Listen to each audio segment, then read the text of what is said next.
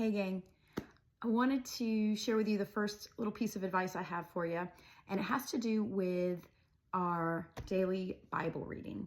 So if you remember the mnemonic I gave you to keep track of your goals and kind of the things about you and your fitness plan, your physical, intellectual, emotional, and spiritual fitness, well, an important part of your spiritual fitness is reading your Bible.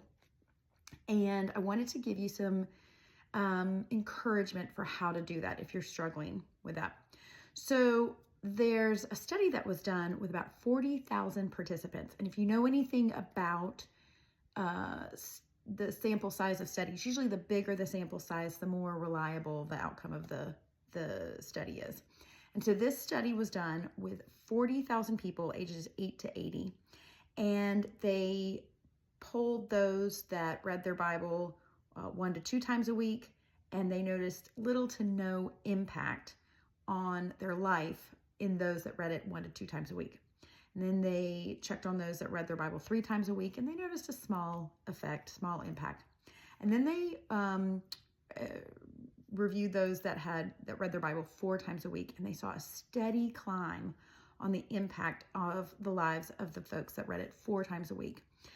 Specifically, they noticed that they found that the feeling of loneliness dropped 30% with those people. Anger issues dropped 32%. Bitterness in relationships dropped 40%. Alcoholism, or not the disease itself, but the dangerous effects of alcohol use dropped 57%.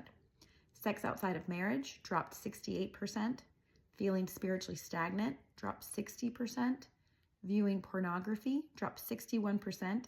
Sharing your faith with others increased by 200%. And discipling others jumped 230%, just when you went from reading it 1, 2, or 3 times a week to 4 times a week. So just like with physical fitness, it's hard to do every day. We are busy, but I would encourage you to start making it a priority and shoot for that goal of 4 times a week. And let me give you some resources for how to do that. One of the things you may have heard about is this resource called the Bible Recap. And it's wonderful. It's free. It's online. You can read it alongside your Bible, and then go to the recap videos for kind of an overview about what you just read. It helps you understand a little bit better. It's really helpful. A lot of times people in January start in Genesis. I've done that a couple of years, and I think it's great. But this year I'm starting in the New Testament. And on the first day, it actually started with Luke and John, and then it goes to Matthew. So I would encourage you to mix it up and start in the New Testament this year if you want to do things a little bit different.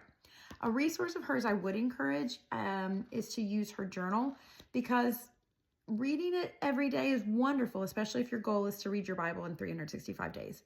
But if you really want to just be able to take your time, not feel so stressed to get it in every single day, especially if you miss a day and feel like you have to catch up, don't put yourself on that timeline. Let's just shoot for 4 times a week, okay? But the journal will help you keep track of all that and figure out where you last left off.